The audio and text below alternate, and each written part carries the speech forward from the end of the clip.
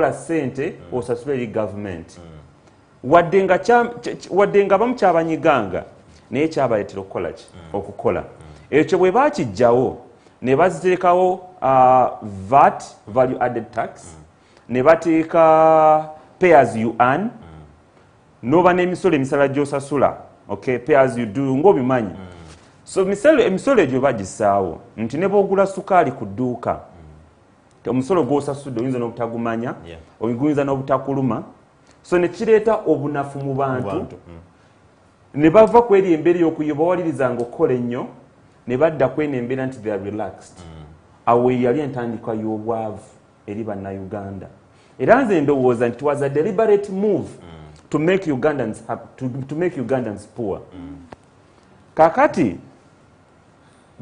bagezezaako okulaba nti how can we get these people or Ugandans out of poverty wewulira bagamba mukole circles tubateekemu ki sente naye endwadde esinga okuluma ensi yattu Uganda bwe buli bw'enguzi to the extent nti buli ka project akafuluma oba kabati kanaba nakufuluma mu proposal gye bakola oli aba amaze okubalako budget ye agamba kantwale proposal eri president Uganda but out of this maybe a proposal let me say 10 billion but out of that 10 billion ayinako about 15 or 20%.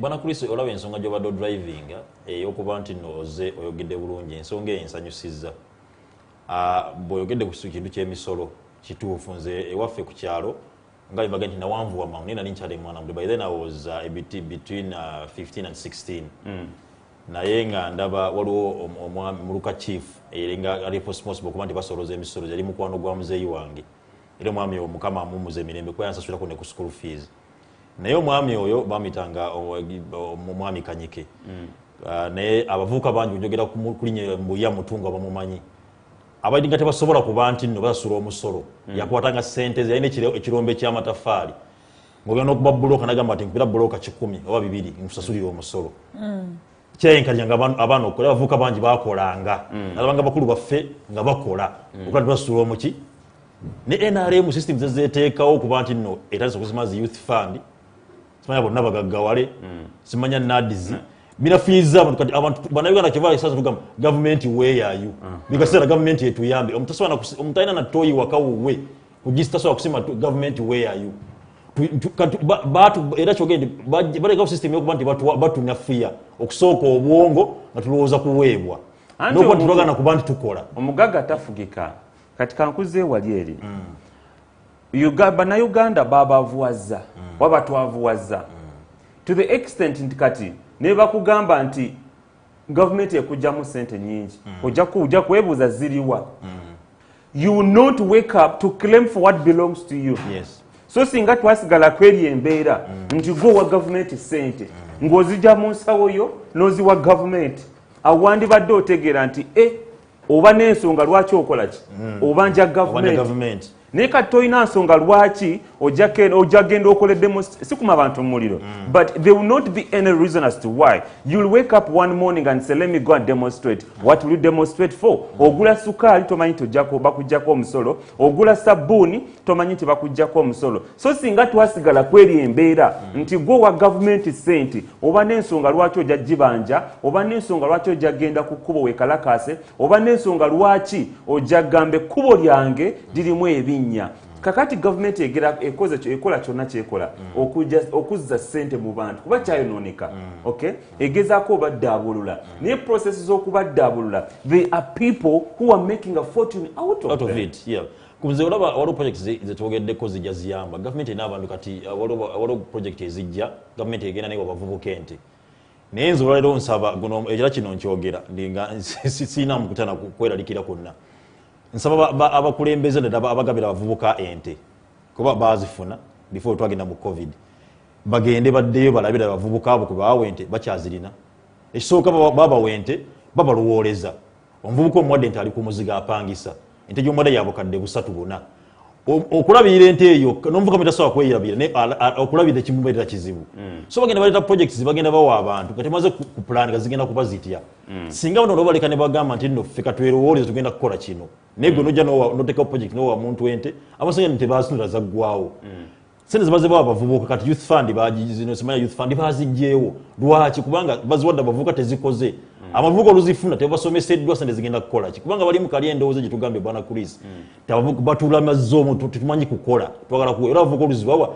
bawasaamu mbaga batandika kunywa myenge bazigabana bugabanyi nebiggweeraawo unintention mwe bazireetera kati Tariq between me and you we noted zino sente z'emyoga zizze ng'ebula just months ezo mu bwongo bwana Uganda zirimu nti za kalulu wakati wange naawe zirimu nti za kaki. Here's the thing, we've talked about these things for a very long time. Netugamba banange government is the wrong time to bring in money, but at the end of the day what have we done as the youth? Okitegeera. Look, here's the thing, money is being taken everywhere by everyone. Kati, the government feels like if it injects money in the youth will vote for them or whatever. But here's my concern. But we're decent. What are we doing about it? What are we doing with that money? We have come and castigated corruption in this country, but we're also corrupt, Tariq and Chris. Let's agree we're also corrupt. Kubanga, we're two ways of sent. I'm sure in your head you had planned to go for the Emyooga and then eat that money. However, what I'm saying... At least in my... Simon Chris, I am not corrupt. I am very sure in your head you had that plan. Omuntu atali corrupt gwe mmanyi gesolo gwako obujulizi. Aliyogo mu Uganda. Gregory. No, Gregory. Tomanya. Gregory, Mugisha Muntu. No. Okay. I'm really not going to join his discussion. I'm going to go back to speaking to the people out there. But here's the thing. We've been given money. Whether it is taxpayers' money or not, this money, right? It's 30 million given to a group of 19, a cluster of 19 people. As a center is not enough, yes. But how can we use it to the maximum to do something for ourselves instead of deciding as a sentence what I'm going to do with this money is as a sentence after I have received it I'm going to use it to build a house, I'm going to use it to pay my rent. At the end of the day, one thing that we don't understand in Uganda is that wofuna even 100 shillings no investing it gives birth to more money and you'll get rid of your problem. And we don't have financial discipline in our country. The moment we see that the money is there and our leaders are already asking for 50%, what the hell? But that's not the way to go. Sentence is there and we want to make ourselves better. How are we doing it is the question. Enough about complaining. How do we move forward from this stage to make ourselves better? The question should be, what is the role that is being played by the youth to make their own lives better? Because we have said, government etuyambe in every instance. Government etuyambe in every instance. And government has. Even in the midst of this corruption and stealing money, wali abantu abafunye ezo sente z'emyoga we bali among the youth, among us, we tuli Latifa togera amazima agali ku ground. Tuli 19 to 20 people who have made a circle, but what the 30 million? How much is, okay, let me say, yes, they are going to invest in something like how they present, but back behind, the moment they receive that money, the moment they receive that money, let's be realistic. Do they invest it or they share it amongst themselves? They share it among themselves. But if they share it amongst themselves, let me say each person takes about 1.2. I don't have 1.2. 1.2, omuvubuka bamubanja rent myezi ejo. Let me say mituka mitwali abiri. Emyezi esatu je mitwalo nkaga. Asigazake emitwalo nkaga. What is he going to invest? But that is why I'm saying financial discipline. You cannot give support to that. You cannot give support to that. Jukira waliwo ono CDO. Ainako percentage ye. Let me ask. Ogenda sayinga obukadde asatu bakuwa obukadde 15 12. Let me ask a question. Bintu birabinga biri mu youth fund obuka bade bakirenga bawo obukadde 12 bagenda okuba ku kantu kuliko obukadde 8. That's why I want to ask this question. That's why I want to ask this question. Okitegeera. By the time you go and register for Emyooga and you're a very learned person, you have already read in the media mbuno batugambye Emyooga sako ya ferino receiving 30 million statue.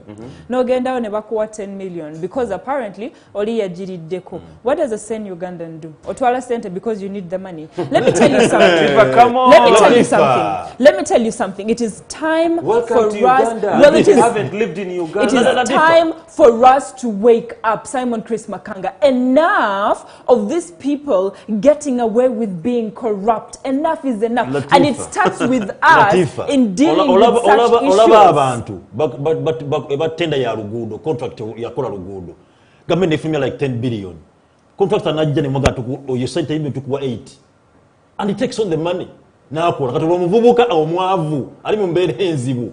That's why I'm saying something needs to be done. Let me tell you, these are whatever we are speaking by they are happening. Yes. It is happening. Even if there are 20 people, Olina Bagamba out of 30, Mbawako 5. I believe you Magena Ziko. Here's the thing. It is not only happening in government projects. You come to an office, you ask for a job. I'm going to give you this job. It is worth 10 million a month salary, but for the next 3 first months of your pay, ogenda kumpa 5 million every time you earn. But at the end of the day, we are at a point in our country, Simon, Chris and Tariq, whereby we are fighting for political reform, aren't we? We are standing up against political reform, aren't we? Now, there's a time that we also need to stand up against corruption, and it starts with me and you. Enough of saying,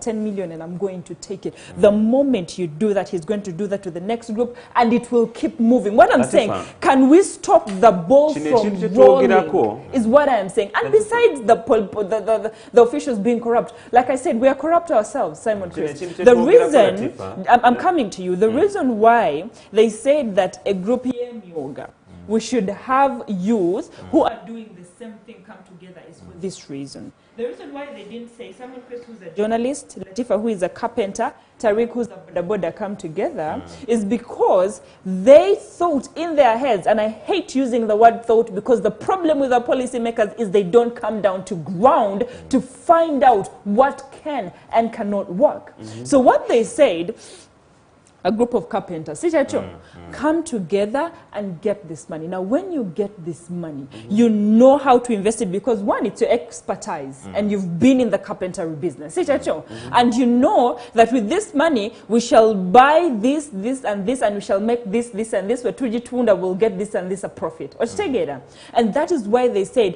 people who do the same business come together. It's not because muje and then you distribute this money mukole personal business. Come up with the project that you can do together and you raise it as your baby until it grows. A culture that we don't have in our country. The culture of investment. And that's why before these things were done, the skill sets were supposed to be taught. Financial discipline, how to invest, how to save, and how to make your money grow was supposed to be taught. And my problem is we're repeating the same mistakes. Let me tell when you we something. started with the projects of these how do they call it, the first one, the youth fund, the Naads, and then private teachers circle, and then we make the same mistakes and we repeat them and repeat them and repeat them as long as money comes from this side to that side and people receive the money because we can't give it to them directly. Latifa, that is our problem. Latifa, bange tunamala government yafenga ereta esente ngezo projects ngezo ngezetede mutima gwaki gwakuba nti no abantu ebakwata mu kaseera ngina kyebetaagamu tebijja kukola. Why do we look? Tulina kuteekawo abantu balina baterawo mbeera bo bennyini nga basobola okuba nti omuntu asobola okwekolera sente nga zinene okugamba nti Emyooga gizze waki bazimba mu obutale. Obutale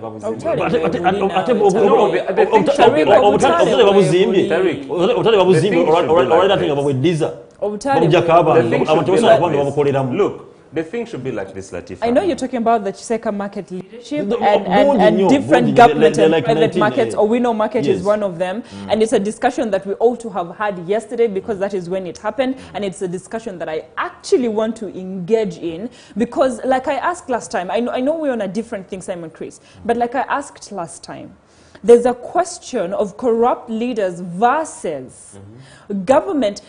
And this is where I repeat myself. Government does not know how to come down on ground to figure out what is happening. But you know what, and then they decide for people. You know why it's like that? I've always told you, Latifa, that we go to the lake to look for oranges. And we go to the orange tree to look for fish. We have leaders oyinza okuŋŋamba nti okutta omusawo n'omuteeka mu leadership y'akatale. Okay? I'm just giving an example. Aba agenda kukolayo ki? Okay? Okutta omuntu talina expertise in whatsoever minister or anything gy'omutadde or any kind of leadership w'omutadde. But that person talina expertise in doing or in executing duties z'omuwadde. Nino more responsibilities. Oba omusuubira kukola ki? Definitely tajja kugendayo. That's the reason as to why ebintu byonna bibeerawo. But going back to what we were saying, Latifa, we have a generation in Uganda that has been neglected for so many years. A generation that has been growing up and has been lost focus. A generation that has not been directed on the way to take. Generation ekula, okay, neeyita mu kusoma, ninga n'ebyasomerera tamanyi nti oba anaakola ki? Anabifuna. Oba anaatuuka akole ku mulimu gw'asomeredde. So we have that generation that is just there. That is lost. And the only asset they have is hope. Essuubi ky'ekyobugagga kyokka kye balina ku mutima gwabwe nti nasoma nina ebitabo byange nabiteeka ewaka naye sinafuna mulimu. Oli n'asoma obwa engineering omuzadde amumaliddemu ssente ze, okay? Amaze okusoma ate akkiridde wansi downtown atunda amasimu. Omusanga ku street bambi akutta amasimu. Nze abantu abo bannakuwaza nnyo ba obizi bange bayitirivu bayita mu university bamaze emyaka miyitirivu niyo n'omusanga ku street ng'akutte essimu bw'ati nga tamanyi na kumanya oba naafuna olunaku lunaggwako ng'afunye n'ekyokulya naye ng'alina degree ku mutwe. And then Simon Chris ezo sente z'emyooga ne bakuwa. Kale sente bwe zigire z'emyooga. Noziria is my question. You want to develop yourself as a person. Omukutteko akakadde kamu, okay? Agenda zikola ki? Akakadde ako waasula badde mabwanje emyezi n'emyezi. Oluusi addayo nakiro nga landiroodi yeebase. I want you to think about it this way. Tujja tumanye tukkirize nti ekintu kye bayita obwegassi. Coming together and we make groups kyatomye okutegeera nga ffe bannayuganda kyatomye okuteeka mu nkola.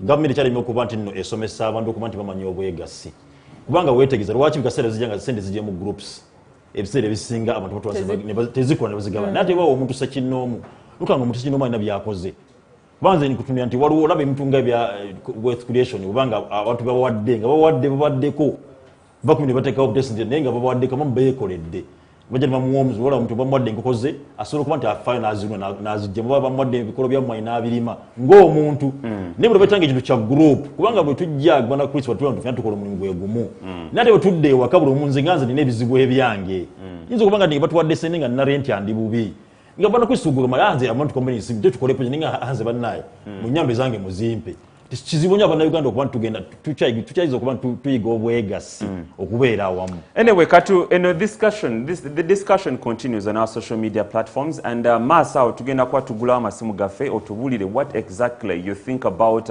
government projects. Lwaki government ereta projects nezimala ate nezifailinga? Why are they not successful? We have several projects omuli ey'emyooga kati ezemu. There are some challenges that have also developed to the extent that CDOs have become corrupt, asking for 50,000 shillings for all those that are supposed to be registered. And then we have other projects like Naads. What happened to Naads? We have the Youth Fund. Have you heard of it? Have you even benefited from it? Let's get to hear from you, Mumasao, where our phones shall be open. But for now, let's get back into politics. And it is day 4 of the presidential campaigns, and everyone has been given different locations and regions. And yesterday, presidential hopeful Katumba John made a no-show in Acholi region. Yes. Byabadde asuubira okwogerako eri musaidizeeyo eggulu naye yagambye talina ntambula emutwalayo era yabadde asaba nti bannamawulire waakiri bagende bamukiikire. Waffe twafuuka ddi ba campaigning managers? I don't know. Uganda Zabu. Here's the thing. You woke up one morning as a presidential... Uganda Zabu. We woke up one morning and you thought, I'm going to be the next president of Uganda. No genda, no sasula 20 million Ugandan shillings. Noziteekayo. Netukulinda, no color campaign trail, air roadmap that you'll be following during the campaigns. Naenga, you also come to the media, no gamba, sirina sente to do anything. I am broke and I need fundraising. Why did you go and stand for president? But fundraising is not bad. Linda, this is where I'm coming. Fundraising is not bad when you already have an organized way of doing things and you have a starting point. Nancy Kalembe is one of those people who have rolled out a countrywide effort to get some money to help her run her campaigns. Willie Mayambala is one of those people who actually, and I tell you, it's very fair. Willie was on a border last time, and his patrol police guard officers were in a car following him. How do we do things like that? How is that car given to presidential candidates and then they can't sit in it? Guys, if it like, those police guards are supposed to protect them, right? How come they can't sit in those cars? Willie was on a border. Kati, we have Katumba, who also came up and said, Zuno, naene tagachi, obuyambi. We Ugandans have enough problems. And when we come into the political arena, you're supposed to give back services to us. How are we sure that when you get into power, the money that you don't have, you're not going to be corrupt or because the centers are government to make your life better? Because at the end of the day, once you get to a position, then your life changes.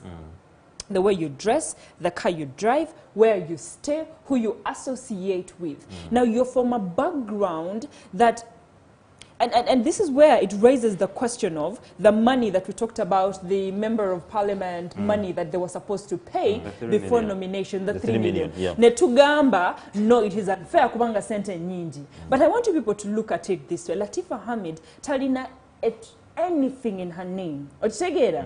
Nemfuna sente from Simon Chris Lonia 3 million. Naenda nenzi tekao. And I get that position. Nenga in my campaign trail, kubanga sirina sente, ngenda funachi, loan as well to lead my campaign trail. That only means by the time I get into the position, the first thing I'm going to do is what? Clear the loans. Yeah. Clear all the loans. Let me tell you this. We have Katumba John. We have Nancy Kalembe. And we have, I've not had Mwesi Fred. Takabienyo.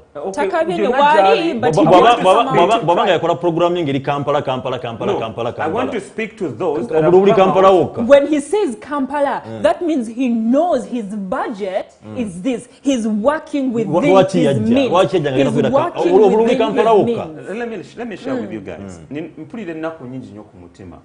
We have Mayambala Willie. We have this young boy, Katumba John Katumba. We have Nancy that have come out publicly.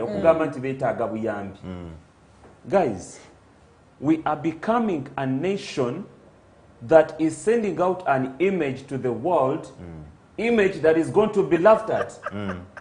Okay? I started laughing. Sikulimba. Remember. But this is why I'm laughing. Remember. Simon Chris is concerned about our image out there, and it's funny because you're kind of right about that. You know what happened to Congo? Congo, the richest mineral country in this continent. Okay? Congo, we don't have a budget to conduct elections. Bebasinga by'obugagga mu nsi yonna ne bavayo ne bagamba tetulina sente za kulanga elections, presidential elections. And everyone was laughing at Congo. Media in Africa is not regulated. These things are on internet. What kind of country, what kind of image are we sending out? Okay? Look, these people that have come out to ask for funds have made me believe that they are somebody's project. But if there's Somebody- somebody's No. project, See then about the project, somebody but they would already- have yeah, financed them. financed They're them. not They- somebody's project. Then project out, tewali Na project. project kindetera okulowooza ng'ogyeko kuba nti I'm a journalist bwe nzira ewaka nga ndi ku buliri bwange ngenda okwebaka ntadde omutwe ku piro ndowooza about my country Uganda nga ne ŋŋamba why did these people come on the ballot paper? Let me tell you. Why do we let have me, their names on the ballot paper to the extent kati but they have become bakazanyiikirizi okay comedians they've turned out to be comic okay kuyinza kuŋŋamba mbu you are serious presidential candidate bwekuwandika ku mawulire waliri bagamba presidential candidate tokyali aspirant okay you've become a presidential candidate. You must be a presidential material. Let me quote. Let me quote something that my 15-year-old cousin said. So my auntie, we have a family group on WhatsApp. My auntie forwarded the Nancy Kalembe picture where she's asking for funds and she's putting the mobile number and the account number, which and I also had it, I put it out. And the reason why I put it out, I was literally asking myself, what is happening?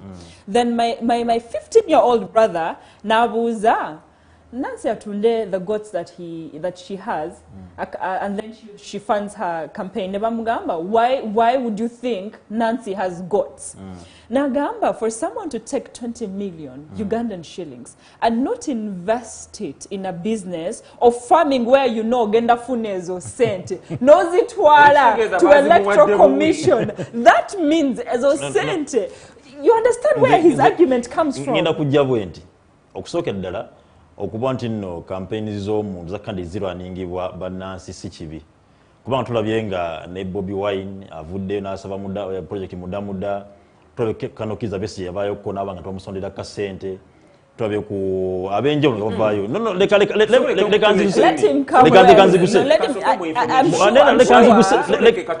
leka nziguse ensonga yange nera kyenzijjako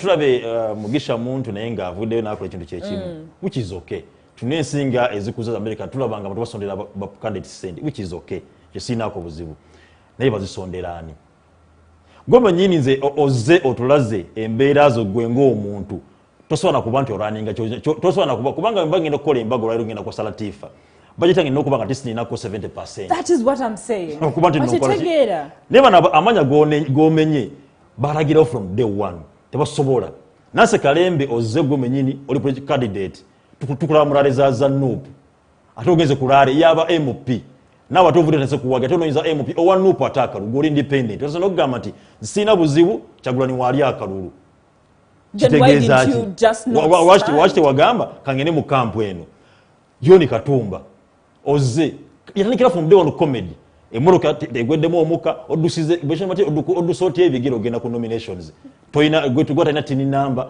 tomena kwanti batini namba bagifuna batya oloba candidate ki kyekino kyogambye eggwanga lyaffe lyafulira akazanyiikirizi walaba Wile Mayambala agenze mu kyalo presidential material candidate omulamba okutte ogenze ku bwawulo n'okwata akadomola n'onywa amazzi kadomola akakyafu n'onywa amazzi ng'ensi yonna ekulaba what is that? So abantu tusooke tujja omuzannyo mu bintu bineeno buli twagala kuba tutwala eggwanga lyaffe mu maaso tubeereko sesa era kyova ngenda kudda awo nzira ku issue emu ya president gye yayogera president Museveni nti omuntu yenna ajja mu bukulembeze butuufu ajje ng'alina ky'alinawo era nze awo wensanyukira omukulu Bobi Wine yalagadde okuva we yatandikira okuyimba kwe nti musajja mukulembeze nasse n'abadde neyeekolerawo agenza okujja mu bukulembeze nga mutuufu ye nga Bobi Wine nakyakoze eki kyakoze so bwekibanga abantu bagala okuba nti bajja mukwiza okuba nti batukulembera bajje nga mu butuufu balina kye balina era nga basobola okuba nti balina kye batulaga so okuzanyisa kati musajja nga John Katumba ogamba otya tosobola kugenda bukulu ate ffe tugende tutole manifesto tugikuba abantu ani yakutuma ekyo nange ekibuuzo nkyebuuza kiraka waliwo yabatuma going back to my argument kyembadde ngu gyobadde otandise okugamba nti political parties nazo zava nezikola ki nezisaba funds they ask for funds from their electorates kiri bwe kiti manya gari genasoose okumenya okay manya gaba babayita batya independent candidates and I have a reason why I mentioned them the reason is that bw'obanga oli independent Wetyo ekitegeeza you can also fund yourself. Bw'ovaayo n'osaba ssente mu bantu nga tolina ne political ideology. Okay? Political parties, bwe ziba ne zisaba ssente, to me it's okay because it's a party that has united people with even It has party cards. It has structures. Naye gwe oli independent candidate, you don't have any structure. You just muntu bunomu. Bw'ovaayo n'osaba abantu ssente, kitegeeza you have your own hidden agenda. Ziri ssente ziwakola ki? Bwana Chris, nange nga independent, nina abampa emikono. Kitegeeza banzikiririzaamu. Basobola okumpa kasente. Nze kinagana ekya ssente sinakigaana. Naye baziwaani. That is important. If I'm making an investment, when I'm giving a political party like Noob Center, it's an investment. But if I'm making an investment in John Katumba, and for sure, without even questioning, I know the fact that John Katumba may not have a place. He's fighting against people like NRM, NUP, FDC, who already have party structures and who have names and who have support. So my investment, I know for sure it's going to die. So why would I invest in that? Now, where Nancy Kalembe is going to touch a few people's hearts is that women feminists are going to come up and say, Mukazi, and we want a woman to stand and be on that ballot paper to get kusente. But at the end of the day, really, in this political situation that we are in, let's agree to disagree. If you can't, be vehicle. Because what Willie Mayambala said is, what I'm here to do is to show the poor that you can also stand. You can also stand. Social media. You can also stand and win in Uganda's presidential candidates. So we have taken our loans to be for granted, to be honest. Which is sad. Which is sad. And truthfully, I'll tell those presidential aspirants one thing. At 20 million, you can invest in something and get ezo sente nyingi. Omwana 24 Bayambala agundi Katumba. He can even buy a piece of land, nazimbako rentals, but how are we invest? And this is where it takes me back to the Emyooga issue. The investment policy we have in our country is poor. I've got the money, where do I put it? Now the question comes here.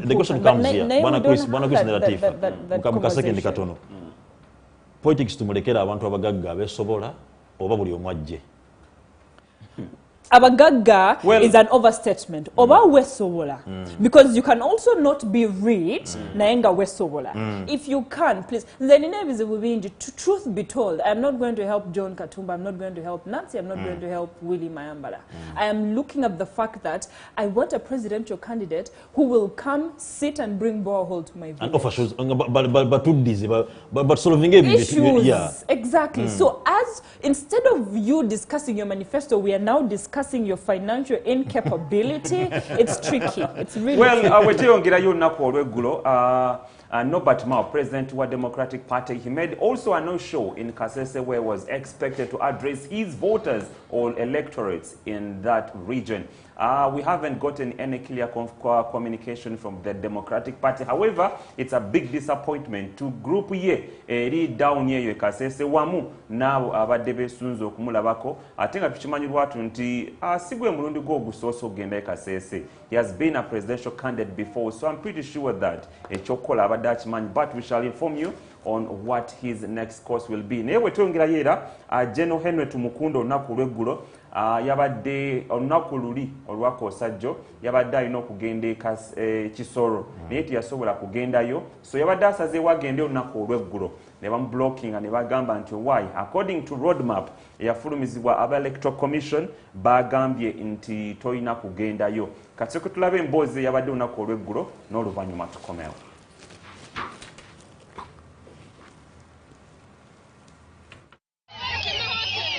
Poliisi mu disitulikiti y'Ekisolo ng'ekulembeddwamu DPS Patrick Byaruhanga eremesezza munnamagye yawummula General Henry Tumukunde okuyingira mu disitulikiti eno gy'abadde akedde ng'alina okwogerako n'abalonzi be ku Mayor's Garden ne mu kisaawe ky'omupiira.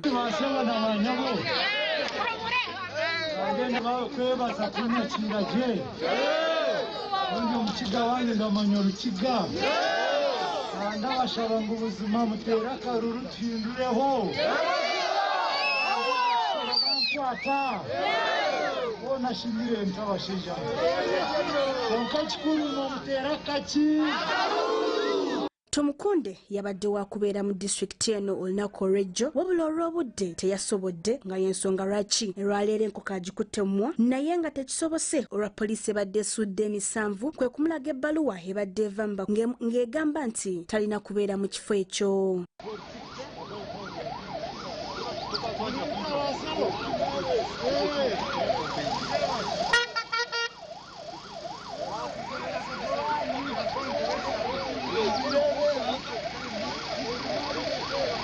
Tumukunde bw'atuuse e Kanaaba asanze poliisi wamu n'amagye nga bamaze dde okusalako ekifo kyonna nga batadde dde emisanvu mu makubo ne bamutegeeza nti ebiragiro bye balina talina kubeera mu kifo kino.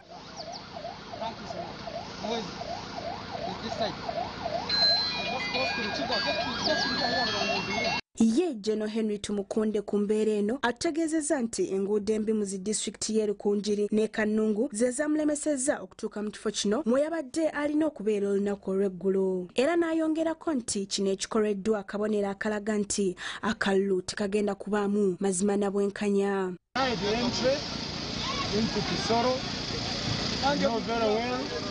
The terrain between Kanungu and Soro is not very good, so we lost time yesterday. All these I know are just inconveniences to stop us from reaching the people. So Ugandans should know that from day one there is no free.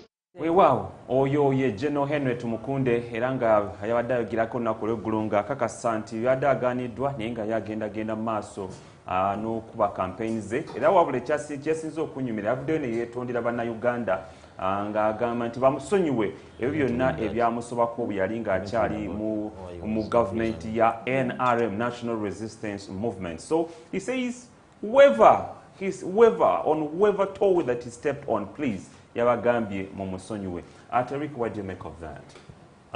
Omanyi bwe nawuliza ebigambo bya Tumukunde statement gye yakoze era nga olaba nti waba agikuwadde mu butuufu naye wobanga gwe osobola okuba nti ogitegeera. Yagambye ekisooka tuli mu rainy season badde alina okutambula districts zalina okuba nga asinkanamu abantu be n'abeera yalamiseddwa okuba nti atuuka gy'alaga mu budde olw'enguudo kubanga tojja kukola campaigns ng'ozikolera ku makubo gennyini main roads olina okuba nga oyingira mu bantu. So yayingidde gye yayingidde nalaba nga enkuba yamukwatiddeyo amakubo nga mabi n'alwayo. Twakirabeko n'okukiraba eggulo Ambuyat Oboy gye yabadde atambulira nga amakubo gonna gajjudde amazzi era alina bwe yatuuse n'ava mu mmotoka n'atambuza bigere okusalawo ng'amazzi mangi. So ne Tumukunde agamba nti yalabye embeera yamutawaanyizzaamu n'aba nga yabadde alina okujja okuviolate naye nevertheless naga tayagala kugoba abagizi be kubanga abagizi be badde bamulinze ng'alina okwogerako nabo ng'alina okutuukiriza abe nti alagayo naye office yabadde in charge yamugambye nti okusinziira ku ngabo ga roadmap yabadde walina okubeerawo yesterday tewasobodde kujja kati soka tetusuubira mu kitundu kino eno ena kubeera walala naye bw'otunira embeera ng'ezikibanze lwina addayo negamba nti abantu bonna badde bateerawo abantu abenje batambula nabo either wa isiibwa n'omusawo kabaka kati yabadde ensonga ng'etegeerekeka omuntu akugambye amakubo gamukoze eki gamulemesezza muwe time agenda sinkana abawagizi bwe aleme kubeera nti ebeere fair ground manye nfanye ku kya fair ground muleme kwekwasa bwe tumutegeka amaze n'agamba olaba munnemesezza okuba ndigenda okulabula byabuwagizi nga ensonga eriwo eri nakyo sinze nagitaddewo enkuba etonye amakubo gavumenti tegakoze who is to blame sinze nkola amakubo era yagifudde campaign strategy n'agamba nti amakubo amabi era abantu n'abasuubiza nti agenda kuba nongoosa amakubo ago. So bwe kibanga kyabadde kintu kitonyo mukkiriza agenda sinkana abantu be aveeyo atambule kusi. Was doing a press conference. Ebintu byayagala okukola byalema okukolebwako bwe yali akyaservinga government. And that is a question I want to ask all of those that have fallen out of the regime that ebintu mwagala okukola bibiri manifesto zammwe byabalema okukola nga bakyaservinga government. Tumukunde didn't have the mandate to do those things. He was mostly in the army in the east. Of course he was there nayenga mostly where he was in the security arm of the government. Kati you can't say Tumukunde akolo the roads. You get it, you can't. Tumukunde you could fault him for the insecurity. See other things. That one muveko totally. Kati the fact that nti obera cabinet minister otula ku lukiiko okay olusalawo ne obiranga olina department gyovaamu nekiri nti otula ku cabinet kifuula cabinet minister mwabo basalirawo eggwanga bimekano mu ggwanga ebisaliddewo nebitakolebwa bwana Chris. And besides that, bimeka proposes zireseddwa mu ggwanga nezitakolebwa ngane president alina byayogera nebitakolebwa osanga yasubira wana batudde mu ntebe eri ey'obuyinza ebeesembayo waggulu anakyusaamu waliwo system eriwaawo etaggusa nsonga wano mu Uganda bwana Kristo tulina ekizibu kimu ne president avayo n'alaba nga alina ideas enkyoba abantu bamubagamba ti Museveni's ideas zisobola okukola outside Uganda era Museveni wayogera n'ebigambo ensi emu n'ebisobola bikola n'ebitambula waki ebiwe tebikola.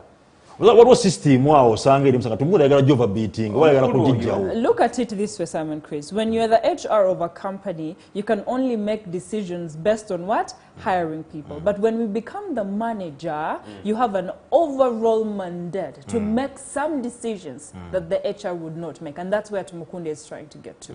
However, coming back to the topic of blocking political aspirants from talking to their people, because something happened in Kitgum, where the resident district commissioner William Komakech blocked the National Unity Platform presidential candidate from speaking to his people. But here's the question: whose mandate is it to form the laws that guide these candidates when they're doing their campaigns? The RDC, the police have no mandate to breach something that Electoral Commission has put up. Kati Bobi Wine yagambye, he talked to Electoral Commission. Nabagamba, ABCD has happened. But whether it has happened or not, I'm now in Kitgum and I need to talk to the people. Is it okay? Electoral Commission, Nemuachi, go ahead. RDC Nagamba, Segenda Kukiriza, to talk to my people. But who is he? And this is where the conflict comes in. Ministry of Health, where it is. EC is there. Now police has joined. And we have seen that there's another arm of government, quote RDCs and local leaders in those districts that have joined this presidential campaign decision-making board. So Ministry of Health will say 200 people. EC Gambia, 70. Kati EC has to come back and say, oh, the Ministry of Health has come. Why should the Ministry of Health communicate? Why don't they pass the communication to EC Gambia Abantu? Because Ministry of Health is talking about a gathering of 200 people in political rallies, a mandate that Electoral Commission has. Why didn't Jen Ruth Acheng give it to the Electoral Commission spokesperson to be the person to talk about it? Now, these are the things that are confusing people, and then later, people are going to be tear-gassed. Because right now, someone in Karamoja who hasn't been watching TV, and a person who hasn't been communicated to by Electoral Commission, the police in Karamoja is going to stop a candidate from holding a rally with 200 people. Tamanyi mbuna communication has been passed. And this is the problem that we are having. The communication channels. Kati RDC uyo yagambye, you're late. But even after Chagulanyi has communicated, Akugamba, you're not going to stand. Tumukunde is telling you, I had issues when I was coming. You're really going to tell him he's not going to talk? I think they only needed to have an amicable understanding. Otherwise, for Tumukunde's case, Tumukunde, true, tiyabaddeyo. Era nawe ensonga ze n'agamba enguudo z'abadde ki nfu ono DPC n'agamba nze according to what I have a manual from Electoral Commission ngamba toyina kugenda so buli mfubi omu yabadde has it been written on stone, Simon Chris? Has it been written on stone? The thing is on paper and things change. 1 minute this presidential candidate could fall sick and not be there for how long? Are you going to tell them Tagenda Kuba campaign anymore? It's about the fact that even the police, when they're dealing with issues, kozesa humility, kozesa magezi, be able to do things the way they ought to be done. No. RDC is responsible for security in the area. Bwabanga abadde was a deployment, okay, olunaku olw'eggulo, okay, ngate gwe tewabaddeyo, kitegeeza it will need him to make another deployment yalazeewa, deployment yalazeewa gyabadde ajja mu foreign land oba eri mu ggwanga station there. Thank you. Nkugamba they needed only to have an amicable understanding. Kuba buli omu yabadde mutuufu mu ngeri ye. We don't have time for amicable understanding. Why? Tuli mu campaign season where they've given us 2 months to finish our campaign, Simon Chris Makanga. The more you delay me, the more you're wasting my time. I have a very limited time to transverse the whole country. Tumukunde ali Western. Singa anavayo na je. N'enguudo ebimu ku byakoze ki ebyamulemeseza ogenda ye. We saw some people even campaign under the rain. Okay. No, I know. That's a black and white excuse. No, it's not a black and no. Simon Chris. You cannot jump.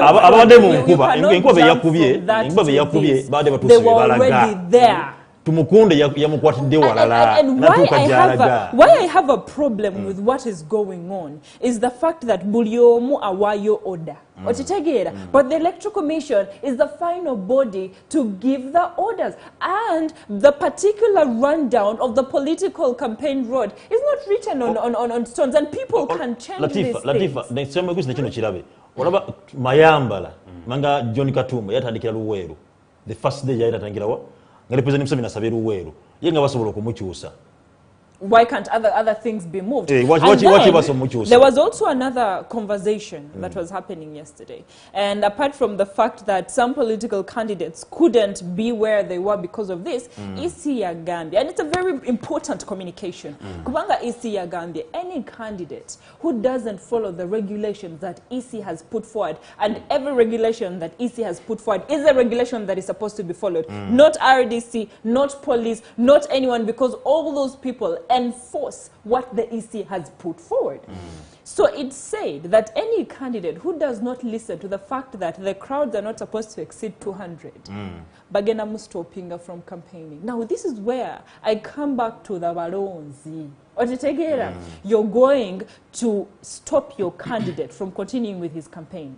Chagulanyi Wuyo, he's coming to your place and he's now going to the eastern region. You're going to be behind him. Babakube tear gas. Bagame Chagulanyi come back to the Electoral Commission disciplinary committee. Akomoyo, Bamugambe, you're going to stop, and we are done with you because you're not controlling your crowds. But then the other question that precedes my understanding is how is he supposed to control his crowds? Until they come out and justify why did they come up with the 200 people number and why not 100, why not 30, okay? They need to come out and give clear justification onto why they came up with such a figure. Now going back to what Tumukunde made, he made a statement. Because it is one thing I was thinking about, that we are actually Minister of Security. He lost fame over Obuwagizi eri abachala. Tujukira bulungi nti I think it was 2018, women that were murdered in Entebbe. We covered stories. Minister of Security made statements. Minister of Internal Affairs, Honorable J.J. Odong, he also made statements that also got people raising eyebrows. Okugamba nti whatever is happening in Entebbe, it's connected to Illuminati. Okay? Statement yetu tuzijukira bulungi nti zamalamu abantu amaanyi. Female activists bavayo. Never protesting against the killing of women in Entebbe. During that tenure, Honorable Lieutenant General Henry Tumukunde, Charlie Minister. As in Sobizo na tujikwalo scandals badogirako before the show. This is 2005. Eyo nabo bigata and all other things that happened. But here's the thing. I don't think that's a big deal. Why? Olaba, being a leader is a very tricky thing. There are some decisions that you make that are beyond you.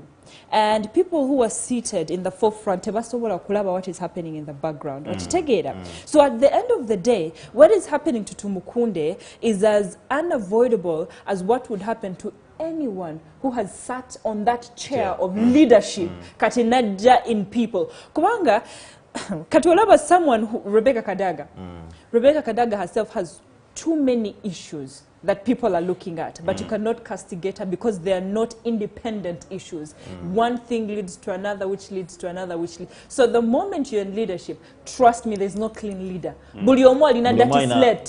And that dirty slate will haunt you. So everybody who is going into leadership, even Robert Chagulanyi, he should know the moment he steps in, there's a dirty slate that is going to be put on him. By the time he leaves, the dirty slate is full. Of course, the whole servants are subjected to the whole point is how are you going to deal with it as a leader. And that's why when the Noop camp was being subjected to allegations and accusations of the poor accountability, the fact that women were being harassed at work, and all those, we were calling upon Chagulanyi to come up and address those issues. Kubanga, you're the party leader, Buliamu is looking at you and thinking, what are you doing about it? So that is how leadership is. Everybody looks at you, even when it's not your fault that these things are happening. Buliamu akulaba, neebuza, what is he doing about it? So. Anyway, the first show takes a very short break. We shall come back with other stories that made rounds of headlines, and also we shall have the international news coming from Adams Mayambala. For now, we'll be right back.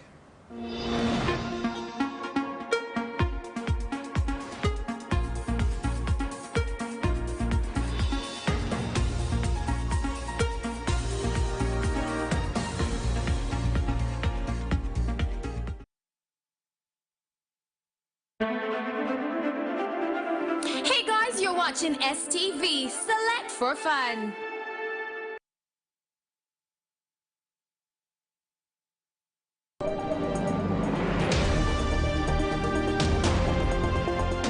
At exactly 8:45 p.m. East African Standard Time, join me, Elijah, to Yagmanawe, putting focus on current affairs, be it political, social, or economic news. We shine a spotlight on our beautiful Uganda, the Pearl of Africa, providing information that is age-cutting here on STV with select news.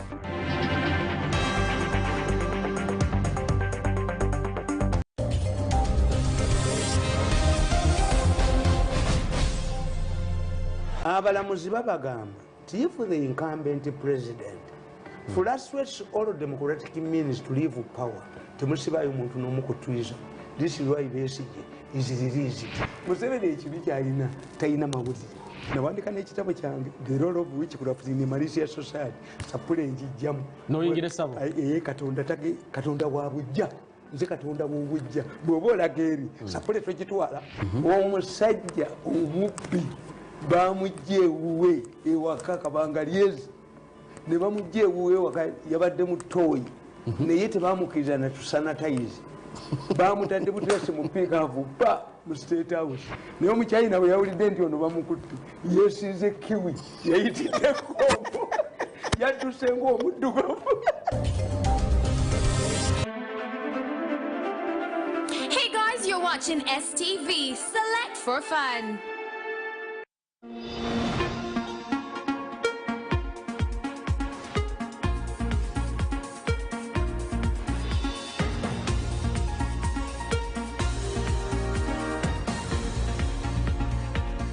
Well, ladies and gentlemen, we are back and we're discussing various issues that has happened in the political season, in the campaign season, and the fact that even now that people are campaigning and politicking, even now when giving bribery is being termed as illegal, we still have money that is being given out to youth, to teachers, to SACCOs, and we are asking ourselves, is that money meant for campaign or voter bribery, or is it really meant to bring up the youth? Whose fault is it that these programs are failing? Is it the youth, or is it the government that is giving this money without research on how to make this money work? We want to listen to your views on this topic and tell us what you think about the different government programs that have been brought up to help the youth financially become more independent but have failed flat on their face. What do you think about it, and whose fault do you think it is? As we come back to the studios and as we wait for your calls,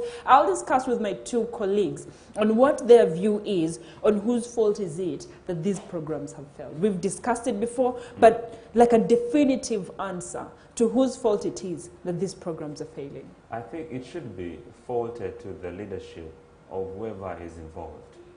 Okay? One, they come up in a good name. Okay? The project says zijira mulinya edungi eryokwagala okujja abantu mu bwavu. Naye execution has always been a challenge.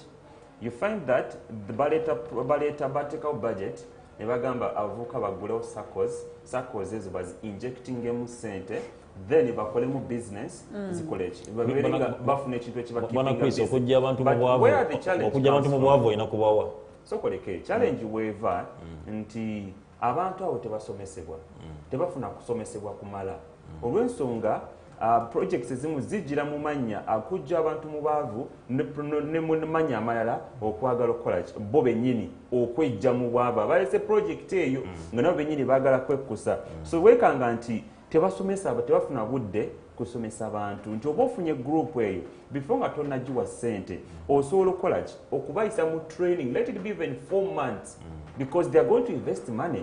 But investing awantu wotakoledde research kitegeeza oba investing awantu awaki awafu oba osize ku jinja, so you don't expect to yield any results. So you're blaming the government for taking Absolutely. that money out and giving it to the youth without research. Yeah, nze nangira sigenda kwawukana nnyo nakyogeddeko dda nti sente zino engeri gye zijjira mu stock chaki bw'ogamba nti sente zino ziri one sided nga toga zetedde eggwanga lyonna otobalado sente zino zidrivingibwa aba project zidrivingira mu stock ya NRM ate zijjira mu kaseera nga tugenda mu kalulu lwaki era kalulu waliwo ensonga endala tutunulire nti tuwanda kwiso tugambye Emyooga yonna project erina 50 billion bebanga ina 50 billion tendulubanga 30 billion zigenda jasikola mu Kampala na Wakiso.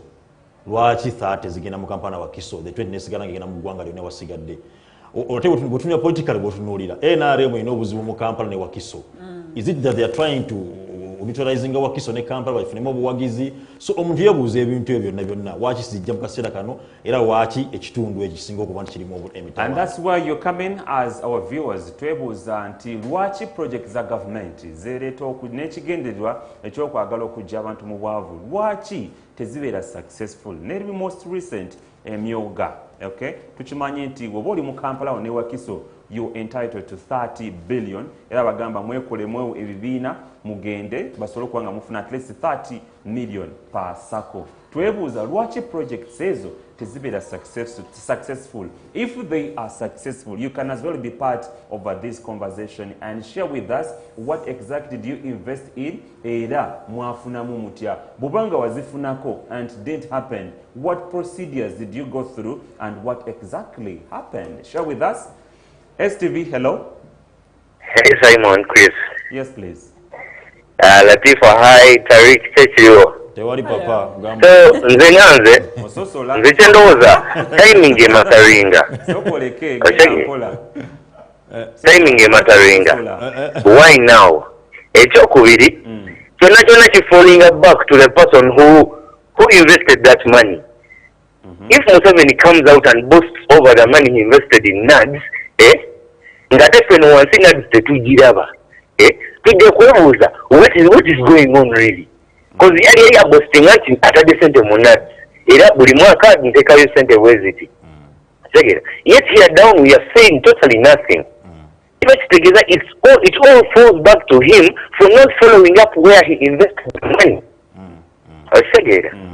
So it goes back, the blame goes back to himself who invested the money. Thank you very much. Henry here in Buziga. You're welcome. Well, thank you so much. I would actually beg to differ from the two of you, which I see the smile on someone Chris's face, but here's why I beg to differ. Is that Olaba webakuwa sente. If I'm given money, regardless of where it is coming from, My concern should be, how do I use that money to get myself out of poverty? And here's where I am saying, instead of, because if you point one finger, you have what? There's 3-4 fingers pointing back at you. Hello? Good morning. Good morning. Voice sounds familiar. I am married in Mateo. You say? For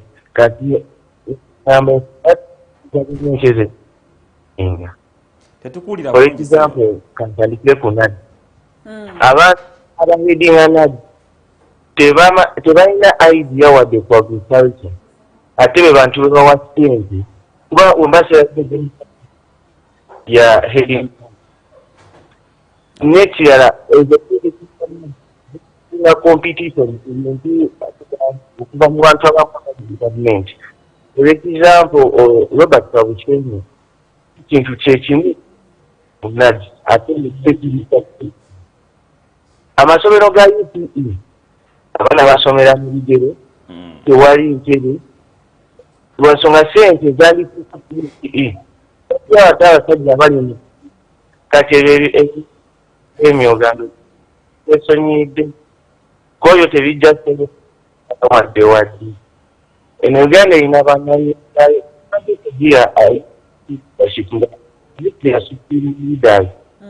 ng'omuntu ayogera nga Katonda.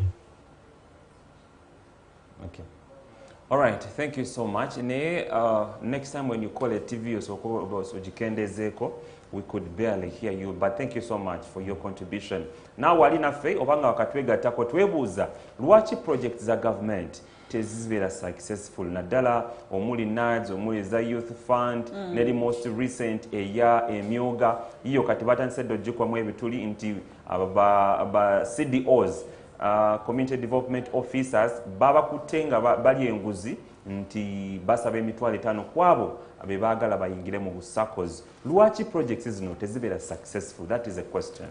STV. So as we're waiting for callers, I was still telling you, Simon Chris and Tariq. Hello. Yes, good morning. And I'm here.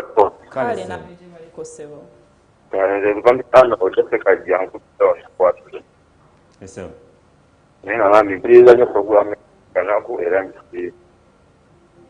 Tuyanzizanye sir. Kakati muntesbe yange aitinze gendo government yalibadde ekola bwe nekuyingayo emirimu okuzimba abantu okusinga okwata sente baziwetinga mu bantu bebaziwa naye nga tebagenda tukule kujjako kono omusolo nze bwe ndowooza kubanga buli project gye bagezaako okukola tetambula buli project gye bagezaako okukola tetambula n'okuggyako ndowooza sente zimu ndowooza abantu abamu bazikwata bukwati naye nga tebalina kyebairawo naye tebandibadde bakola tebandibadde bakuyetinga project so okuyetinga emirimu mu bantu okusinga ate okukwata sente zimu tumanyiziwa omuntu kati omuntu akakadde kamu agenda akakozesaayo naye bw'omuwa omulimu asobola benefitinga kinene nnyo mu mulimu okusinga okukwata akakadde akamu nakola n'akakozesa madde entese yange nebali nnyo sente ezo wali ozifunyeko sizifunangako sijja kulimba. I wish we could get somebody aliafunye ku sente ezo. Thank you so much, Choyanziza Sebo. I'm not pointing towards the government or people who are giving us the money. I'm pointing towards you and me. For the fact that we've been given the money, whether it's 10 million and 5 million, but what are we doing about it to make our lives better? To call it out. Hello? Yes, please. Obanga muri kya live. Amanya langa ite tena timu live business and tuwatenkeriko. Wale mkwabo kwa kukatenga.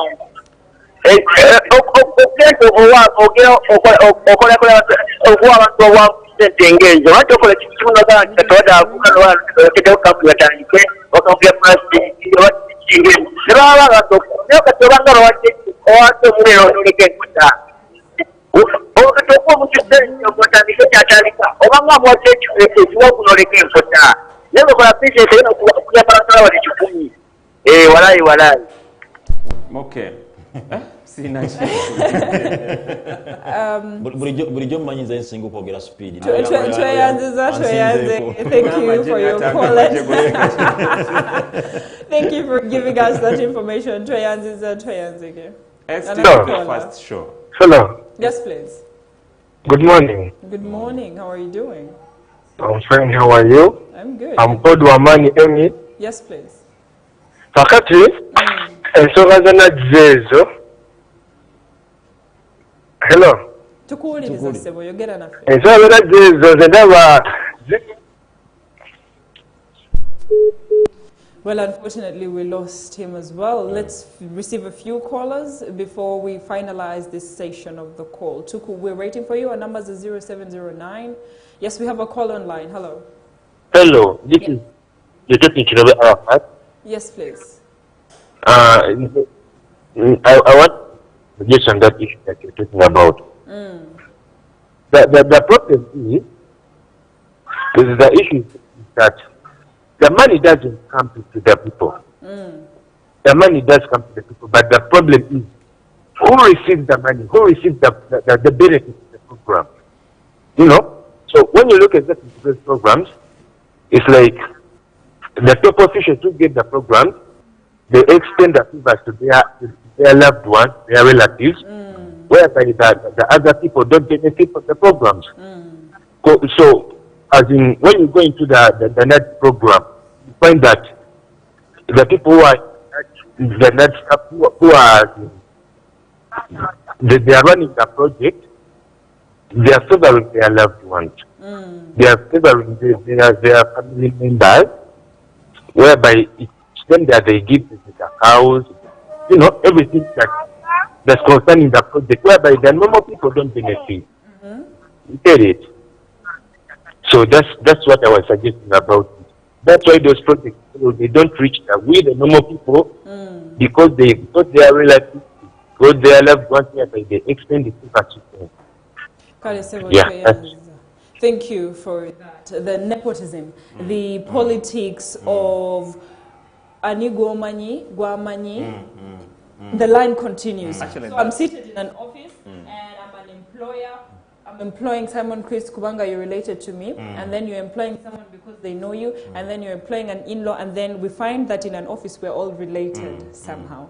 And we know that that has been another rotten tomato in Uganda, both in our economy and in our politics. And it also happens in those circles.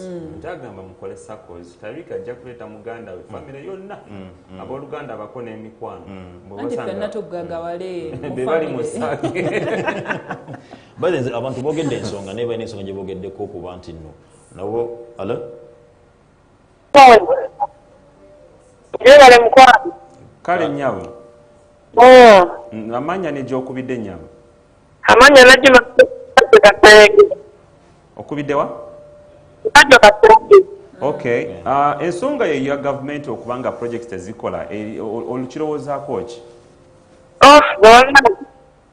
Sibala kyalooza okulandira enguzi yayitiririra buli akwata kasente kakusabye nakusamira mukigaafu kubanga tebajjako eno ewafedda abo abeekuma bantu bakozesa naye baatuwakiriza ekyamazima tetwafunayo wadde abo nze ngabanga abatumadde obudde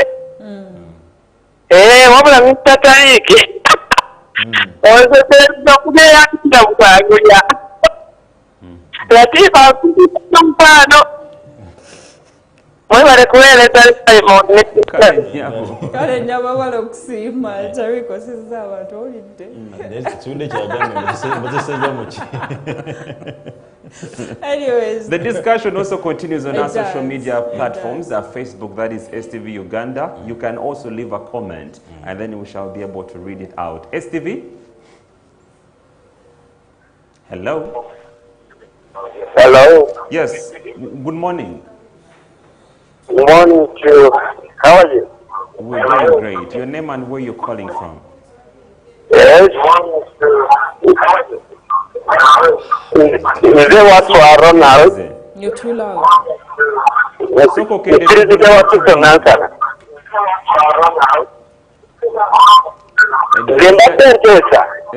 Producer, the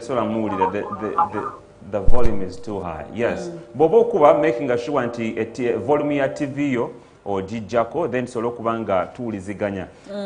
We were still saying that you can also go on our social media platforms and leave your comment, and then we shall get time and read all your comments out, not only on Facebook but also on Twitter. Well, as we do summarize this, I need to tap into Tariq's your last word on this. Omanyi nze abantu bade boogera ku babasinga bonna boogedde ku issue okuba nti nabo tebaagala gavumenti kuba nti wabuyi bantu. Era udenga bavuka basaba ku masimu bagamba singa gavumenti tekawo embeera y'emirimu nejja system y'okuba nti no bawabuyi bantu.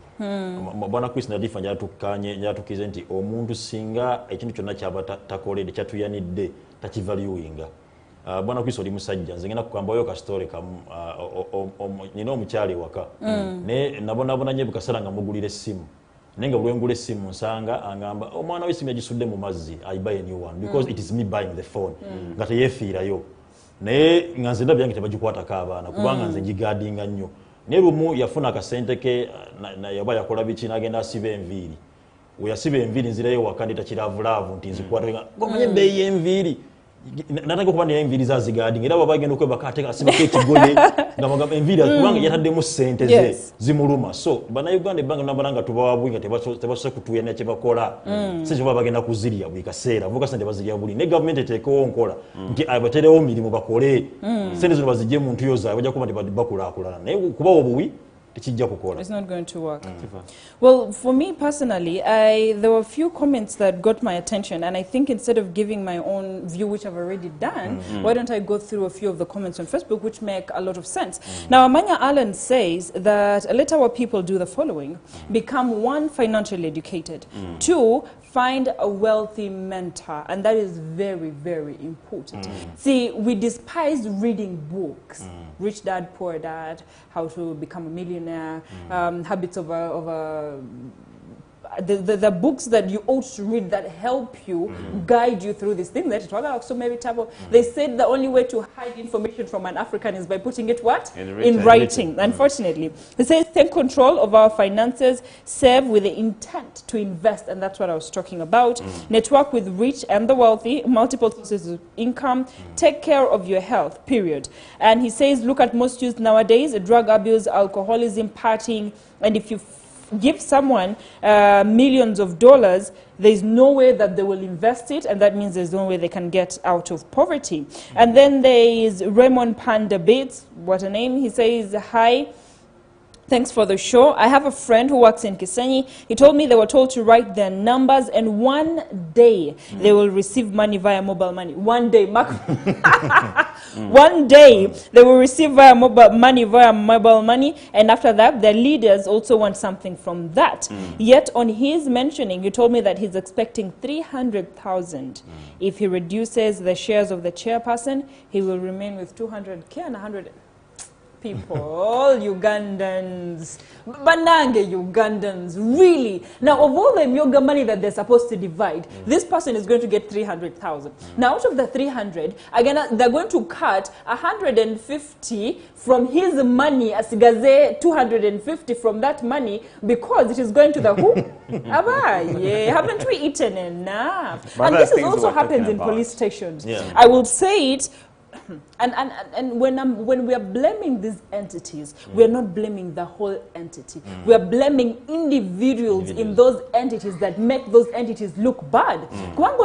We are at a situation whereby you go to a police station to report a case.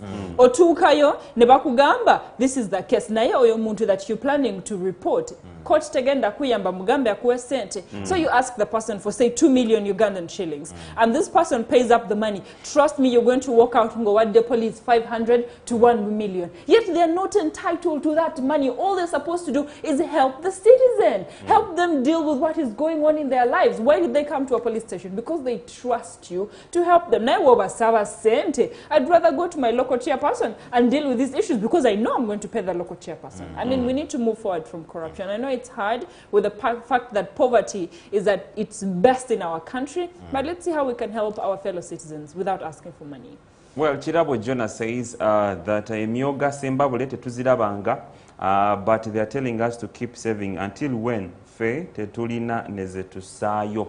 That is, I think Emyooga should be is a national sente za Uganda bonna, but tumanyi nti the 50 billion 30 was for Wakiso and Kampala. For now, the first show is going to take another short break, and tugenda koma wone Adams Mayambala nga atuwa mawulire agavudde bunaira. For now, we'll be right back.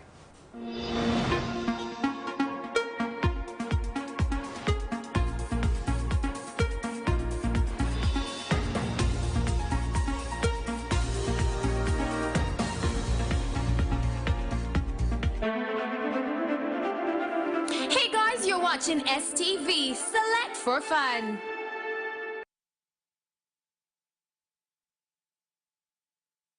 One step into the country and you will know Uganda is a magical destination. Perfect description of nature reflected on its natural way of life. But beyond the description is much more for you to discover. The culture, the religions, the wildlife, the nature, and don't forget the food. I'm gonna give you an exciting adventure discovering the hidden beauty in your country.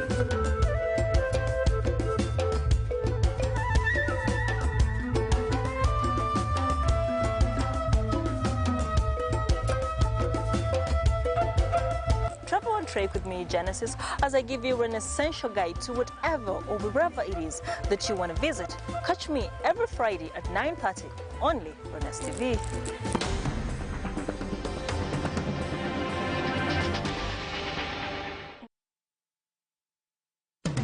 Wait for the Age at 9 p.m.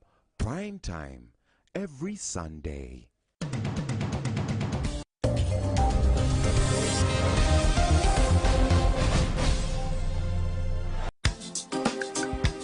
Ensonga nnyingi eziruma bannayuganda omuli ebyobufuzi, ebyenjigiriza, enkulaakulana, ssaako n'obuweereza bw'abakulembeze. Wano ku STV ensonga zino zitukwatako. Twegatteko buli Basande okuva ku ssaawa 12:45 okutuuka ku ssaawa 1:30 ez'ekawungeezi mu pulogulaamu Zinga Bwendaba, nga tukubaganya ebirowoozo ku biri mu ggwanga ssaako n'okutuusa eddoboozi lyaffe eryawo bekikwatako. Wano ku STV nange Hasif Ssekiwunga.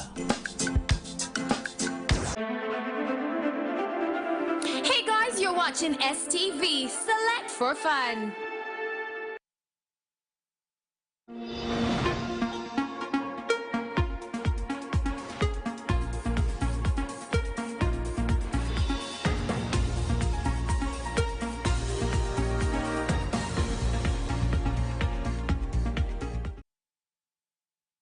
Amacha malungi mwenna abeekumidde ku STV naku z'omwezi ziri 12 omwezi gwa Museenene, gwe mwezi abantu mwe balira enseenene abatannaziryako mumanyi ekyokukola. Amanya nze Adams Mayambala, era bwe mundaba njagala mbatwale mu ggwanga eryo erya Armenia. Olunaku lw'eggulo twabadde mu ggwanga lirimu nga mbalaga amawanga agabiri wali Armenia n'eggwanga lya Azerbaijan okubanga batadde omukono ku ndagaano okubanga bayimiriza okulwanagana wakati w'ensi ezo, nga balina akatundu akali mu ggwanga lya Azerbaijan makkati awo bakayita Nagorno-Karabakh nga bakakayanira ggwanga erya Armenia ne Azerbaijan nga bakayanira ekitundu kino.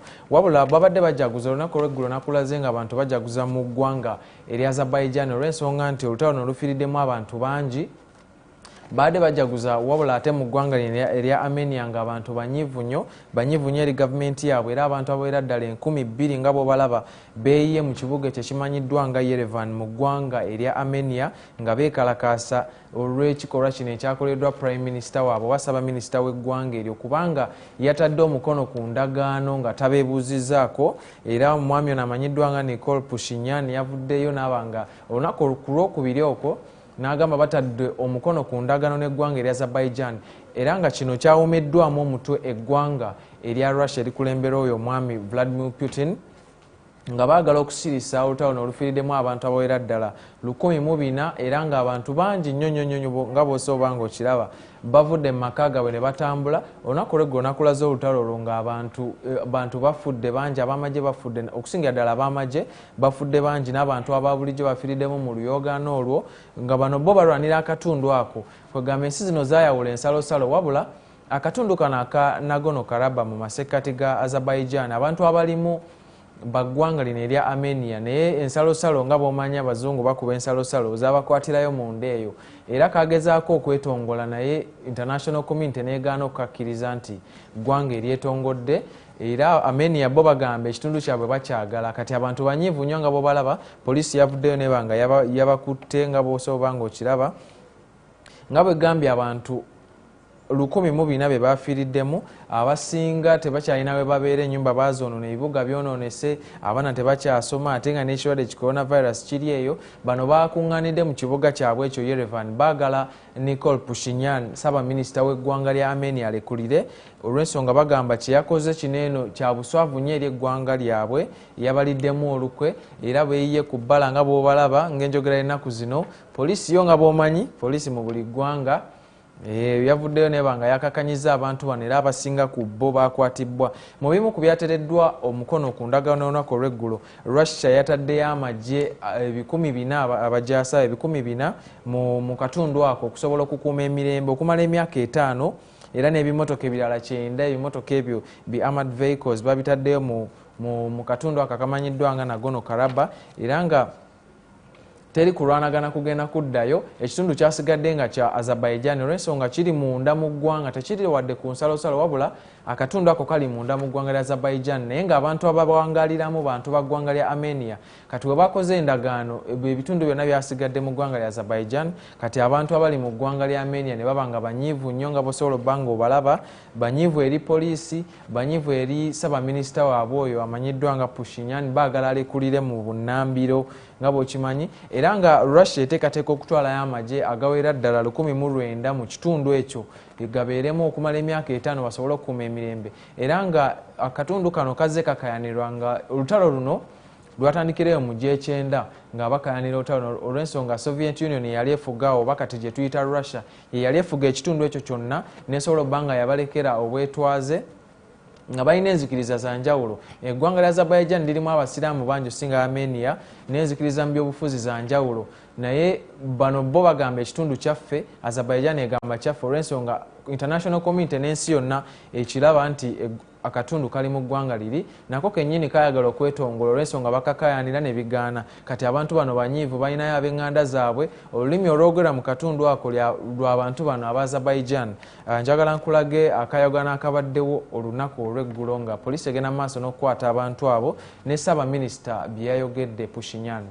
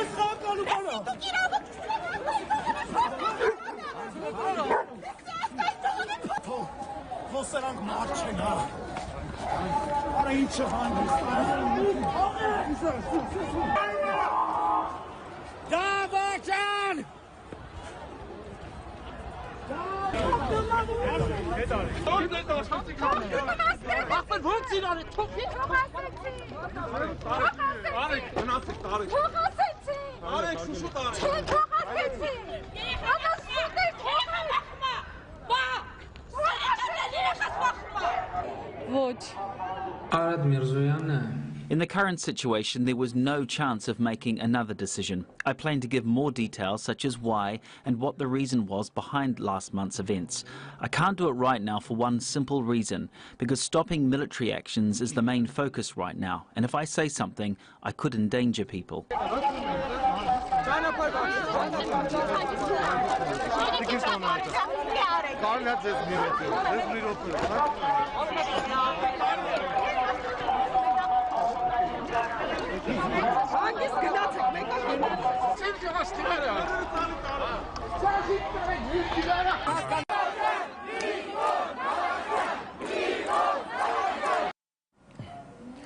abuterevu ebyabadde mu ggwanga eryo balinga abayimba people power sibulidde bulungi olulimi olusirumanyi ne sound eringa yeeyo naye nga gabola abapoliisi mu ggwanga eryo teringa mu ggwanga lino babatwala mpolampola naye nga babatwala naye mawanga agamba basamba babalinnya bannaye kale bwe tuva mu ggwanga eryo erya Armenia mu Angola waneeno mu Maserengeta awo mu Angola eyo abantu beekalakasizza era nga poliisi yavuddeyo ne bakuba tiyagaasi tetumuyina wano ffekka amawanga amala balina tiyagaasi twalaba e Kenya bakuba tiyagaasi so mu ggwanga eno erya Angola bavuddeyo n'abakuba tiyagaasi nga beekalakaasa bakooye okubanga kwegamba mu ggwanga eryo ebintu bya buseere nnyo sukali yeeyongedde sabbuuni buli kimu mu ggwanga eryo byeyongedde abavubuka tebalina mirimu wamu n'abantu abalala tebakyalaba mirimu kwegamba ate n'ekirwadde kino kibagoyezza nnyo ng'ekisinze okubatabula omutwe nti okulonda kwayongezebwayo pulezidenti oyo amanyiddwa nga Joao Lourenco ow'eggwanga erya Angola eyo twagiraba omukulembeze waffe ne Kagame bagezaako batwale babatabaganye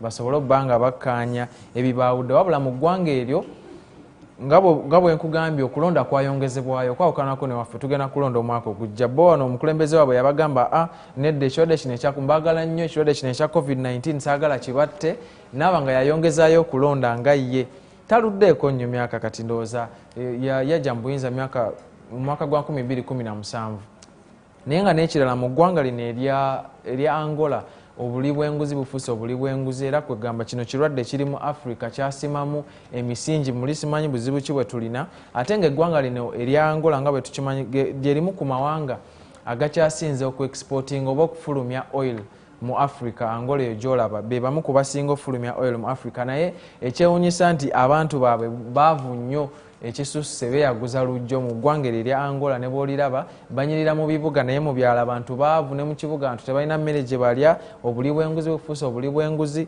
bayongezaayo okulonda abantu tebalina mirimu eggwanga erya Angola bweyite bwe liri era ndowooza ekirwadde kino eky'obuli bw'enguzi kirwadde kya Africa yonna simanyi lwaki abafirika ffe nga ffe ndowooza tetwagala mawanga gaffe tetwagala ggwanga lyaffe era twekwasa nnyo nti abazungu batulekera kino ne bagenda ne bakola ki naye nze kyenjagala obbasiba ng'enjogera ennaku zino bweri naye bakwata abafirika bonna nga bwe tuli mu Africa eno yonna ne batutwala mu bazungu abazungu ne babajjayo ne babazza mu Africa baffe kati bayinza tutwalawa naye ffe twogera Lungereza ndowooza ne batutwala mu Bungereza Bannakenya ne babatwala oba mu America bali bo ne badde eno ne batulekera buli kimu ne batulekera emaali yonna trust me gugenda oweera omwezi gumu nga amawanga gafaanana nga Africa weefaanana so saagala ffe tuddaawo twekwase ebigenda mu maaso mu ggwanga kikukakatako gwe nange fe abaziiza eggwanga lino emabega gwe omukulembeze ali gwe balonda nga minisita wakitokola ki kyolina kukola abantu tebakola kye balina kukola bye babawa tebabitegeera oli bamuwa obwa minisita naye nga byagenda okukola bitabimanyi yasoma engineering n'afuuka wa agriculture kwegamba byewuunyisa tetwagala ggwanga lyaffe era ne batwala ne bateeka mu bazungu nga bwe nkugambye era tubyonoona era ekisookerayo kyensobola oteebereza basooka oba ne bakola kyawo basooka ne bakyusa ndowooza ssemateeka ne bakyusaawo ne basooka ne balya ssente biki ebintu nga obimanyi byonna ebikolebwa mu Africa tekiri soogera ku ggwanga lyaffe Uganda wabula Africa yonna bwetyo bweri twalabe mu Ivory Coast abantu beekalakaasa nsonga ze zimu Angola tubadde Angola wano Nigeria ogiraba ensi zonna eziriwo Burundi abantu baavu ate abantu abamu mu gavumenti bagagga nnyo bavuga kale ebyo byebiri mu Africa naye atusabe Mukama atukwatireko wabula kyembakakatako nti kyenjagala mumanye nti twagala eggwanga lyaffe teri agenda kwagala Africa nga ffe abazungu tebagenda twagala kusinga byabwe bajja waneeno ne bakola ki naye tulina okwagala eggwanga lyaffe nga ffe abantu tuli enguzi abakulembeze bali enguzi n'abantu bali enguzi abapoliisi babasasule balekerawo saba ssente ku nguudo nga tuddayo waka so eggwanga bwetyo bwe liri mulekerawo ssente bazigaba badde wano Chris ne banne nga boogera Emyooga UP buli kimu kiganye naye nga lwaki ssente weeziri basiba bazigaba so ssente baziteeke we zirina okugenda abantu babasasule emisaala abali crucial nze Adams Mayambala munsange wano ku STV good morning.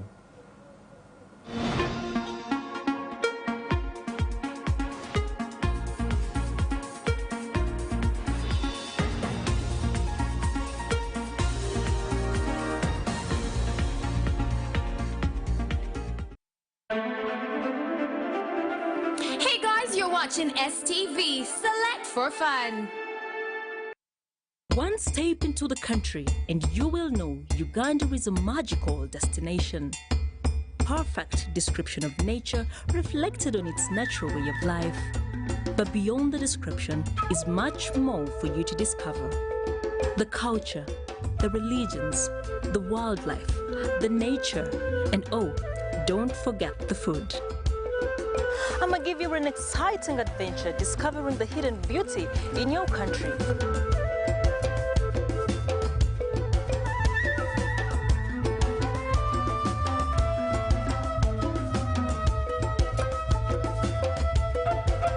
Travel on Trek with me, Genesis, as I give you an essential guide to whatever or wherever it is that you want to visit. Catch me every Friday at 9:30, only on STV.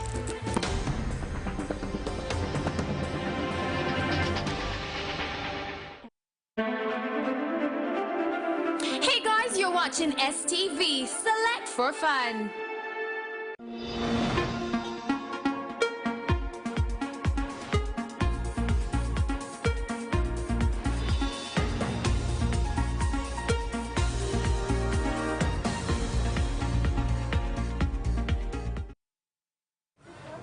Well, a very good morning. My name is Elijah Tudiagmanawa, and I'll come to you with business, my usual area. Of course, intensity wins extensity, and that's why I choose to put my focus on business and on any other areas of current affairs and news. Well, we're going to be business and also bringing you the business and knowledge that you need to know around you today in Uganda, regionally, but also on the continent. Well, Tullow Oil did leave the oil and gas market yesterday. They did finalize and pack their bags as of yesterday, where they came out and publicly on Twitter did tweet that Tullow Oil PLC is pleased to announce that the sale of its assets in Uganda to Total has completed, with 500 million consideration received earlier today.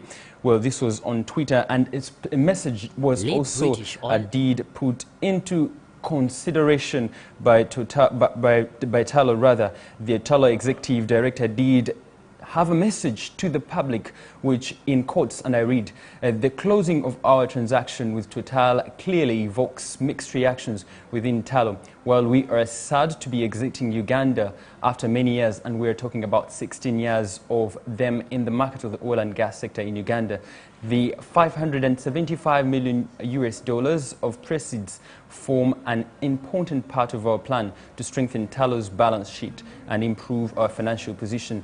We will watch the progress of Uganda's oil and gas industry with much interest, and all of us at Tullow wish the people of Uganda and the government of Uganda, our former joint venture partners, every good fortune as they take this important project forward. That is Rahul Deal, the executive director of Tullow Oil PLC.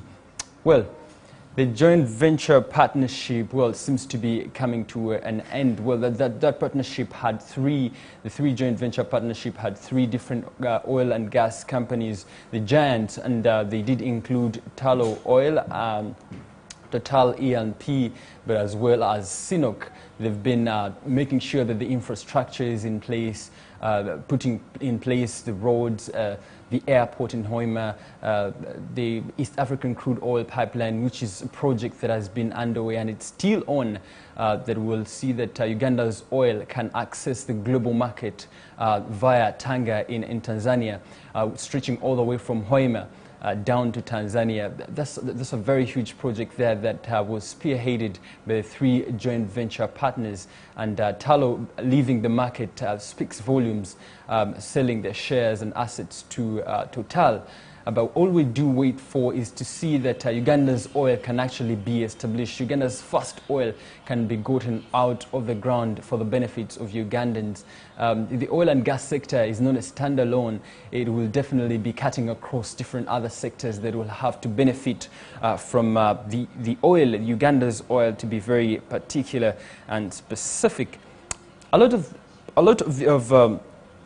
a lot of other sectors that will benefit include the accommodation, hospitality sector, infrastructure, of course, will be developed. There will be trade. There will be boost. There'll be boost in different areas here and there. But I'll straight away be moving away from that particular story to take you into yet another story that did dominate throughout this week from the oil and gas sector. The other story was the retirement of Ben Manyindo, who was at the helm of the Standards body for 8 years. He did join the Standard body as an assistant executive director, a technical person, but then he later rose to the ranks of the executive director. Ben Manyindo, 8 years at the helm of UNBS, that's the Uganda National Bureau of Standards, did retire. And of course, he was replaced by another gentleman who came to see that he fits and fills the gap. That's Mr. David Livingstone Biru. Mr. David Livingstone will be the acting executive director as of now, replacing Ben Manyindo, who has been at the helm of the Standards body for 8 years. That's yet another story that the business arena needs to put focus on and see how it goes. What are the different changes? Which person is fit? What are the different achievements that Ben Manyindo did make for the Standards body? Did he actually deliver to the expectations of Ugandans or not? And what new things does Mr. David bring on board as the new executive director of UNBS? Well, we can only wait and see what he will have to deliver for us. Well, straight away we shall be moving on to our forex rates to see how Uganda's currency is performing this morning vis-a-vis other currencies. The US dollar is bought at 3,696.17 and bought at 3,706.17. The United Kingdom pound is bought at 4,860.18 and bought at 4,873.33. The euro is bought at 4,371.51 and sold at 4,383.40. The Kenyan shilling on the regional spectrum is bought at 33.90 and sold at 34.00. The Tanzanian shilling is bought at 1.59 and sold at 1.59. Down at the bottom is the rand from South Africa, which is bought at 240.49 and sold at 241.14. Well, that's how the forex rate does stand this morning vis-a-vis the Ugandan shilling. And if you have a foreign currency, you can rush and have it exchanged for the Ugandan shilling, so you can make those transactions, whether purchases or payments, whatever it is, very, very smoothly and very well. When I did read the Tanzanian shillings, it did remind me of something Tanzanians hold as a treasure, and that is the Tanzanite. I don't know how many of Ugandans are very familiar with it, but when I interact with Tanzanians here and there, they do tell me about Tanzanites and how they hold it as a treasure, just like any other treasurable material. And I do look forward to maybe one time on a Tanzanite for myself. That's for our brothers in Tanzania. Well, thank you very much for keeping it Ace TV. My name is Elijah Tudiagmana, and I was here to give you a recap of what is happening in the business arena. Stay with us.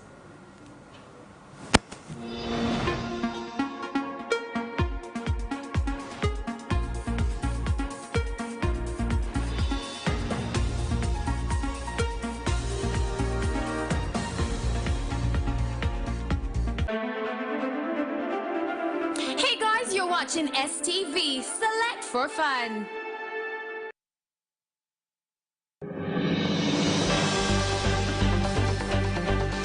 The news has literally become suck-click for what happens in Gulu, Mbale, Kampala and elsewhere is the same. My job is to tell the story on what happened, where, who did it, how they did it, and probably why they did it. Join me every single weekday as I break down those big stories that make rounds of headlines only on Select News. With me, Simon Chris Makanga.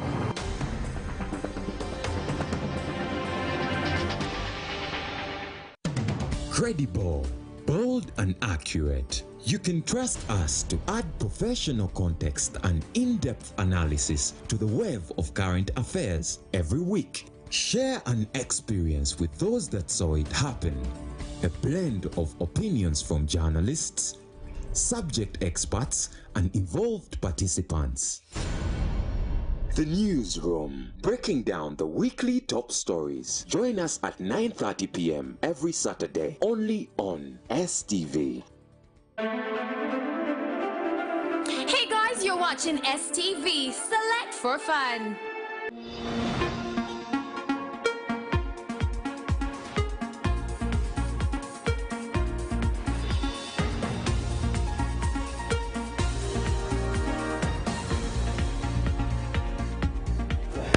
Well, ladies and gentlemen, we finally come to the end of the show. Thank you for being such an amazing crowd. The phone calls, the messages on Facebook. We appreciate the fact that you come and sit on this show and watch us all through till now when we're coming to the end of the show. My name is Latifa Hamid.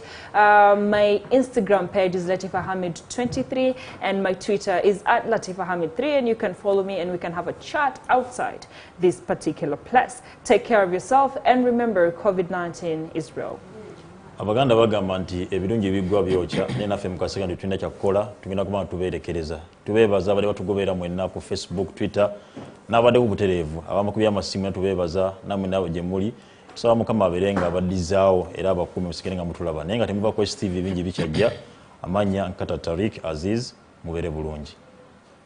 Oh yes, indeed. Let me also join the rest of my colleagues to say bye-bye to you. But before I do that, I want to recognize this team that has been behind the first show. Our senior producers, Husna Afet and Adams Mayambala. We had Jeff in the control room and then Manreza Official on camera. And on the drone, thank you so very much for the good job well done. My name is Simon Chris Makanga. May the good Lord of Abraham, Isaac and Jacob be with you until we meet tomorrow for yet another edition of the First Show. For now, it's a good morning.